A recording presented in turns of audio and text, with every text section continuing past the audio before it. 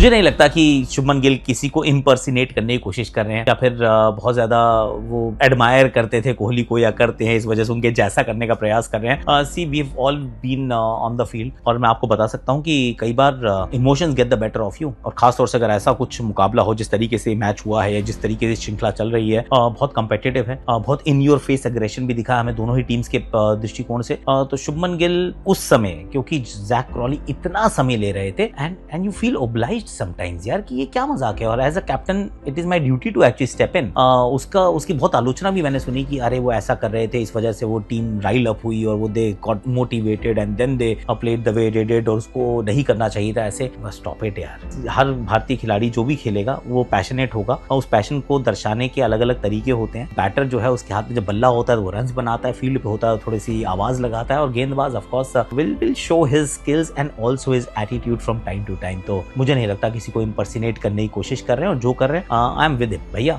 ये अभी शुभमन गिल के बिल्कुल शुरुआती लम्हे हैं as a captain. We will get to know कि एग्जैक्टली इवेंचुअली क्या बनेंगे, पर I like what I am seeing. तीसरे और चौथे टेस्ट मैच के बीच में भी एक ठीक ठाक सा गैप है, तो आई एम एब्सोल्युटली कन्विंस कि जसप्रीत बुमराह को अगला मैच खेलना चाहिए। मैनचेस्टर का मैदान है, मैनचेस्टर में बॉल थोड़ी ज्यादा बाउंस भी होती है, साइडवेज मूवमेंट भी होती है, और 2-1 से हम पिछड़ रहे हैं। क्योंकि अगर वो मुकाबला हम नहीं जीतते, हम चौथा टेस्ट नहीं जीतते हैं, तो फिर बुमराह आखिरी टेस्ट मैच खेले या ना खेले उससे फर्क ही क्या पड़ेगा। आप 3-1 से पिछड़ गए तो फिर आप श्रृंखला को बराबर भी नहीं कर सकते हैं। This is the time. तो आई डेफिनेटली फील कि जसप्रीत बुमराह को अगला मैच खेलना चाहिए, एंड आई डू फील वो खेलेंगे भी, क्योंकि ओवल के लिए तो वैसे भी अपने आप को रोक के रखने का कोई काम नहीं है, क्योंकि एकदम सपाट पिच होती है, batter friendly, probably spinner friendly. पर मैनचेस्टर का इतिहास बताता है कि ये फास्ट बॉलर्स को मदद करती है। 2-1 से हम पिछड़ रहे हैं, तो बुमराह का खेलना मेरे विचार में तो it's a no brainer for the 4th test match at Manchester. Ball का बदला जाना बार बार, ये एक्चुअली में irrespective of what they have been saying, ये गेंद का ही फ्लॉ है। It is a problem with the ball, और बिकॉज बॉल डी शेप हो जा रही है, बॉल सॉफ्ट हो जा रही है, और उसके लिए ड्यूक्स के जो ओनर्स हैं उन्होंने ये कहा है कि बैटर अलग तरीके से खेल रहे हैं, ज्यादा शॉटें मार रहे हैं, बॉल जाके बाउंड्री पे लग रही है, इस वजह से डी शेप होती है। I don't by that at all, क्योंकि बॉल का पर्पस जो है, लेदर बॉल जो है, वो 100-125 ओवर लास्ट करनी चाहिए विदाउट लूजिंग इट्स शेप।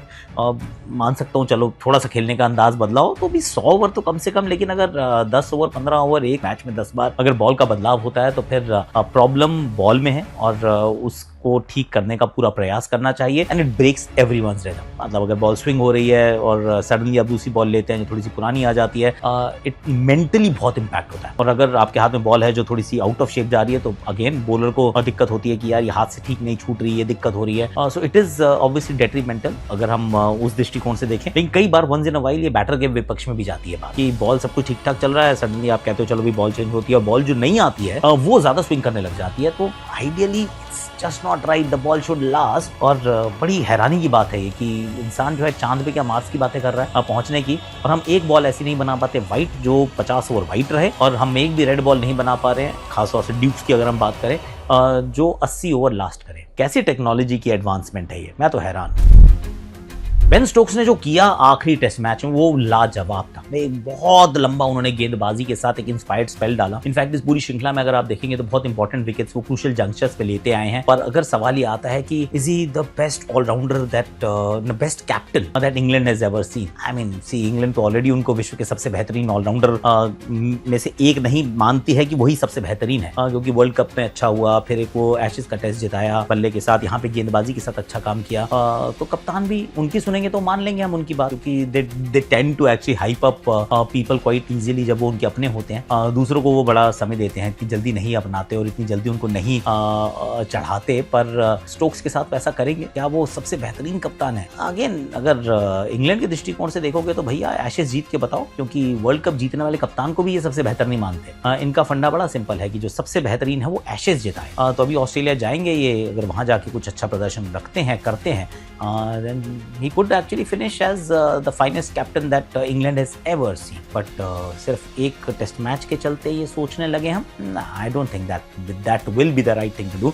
क्योंकि बतौर कप्तानी जब भारत आए थे तो 4-1 से श्रृंखला हार के घर गए थे। That's right.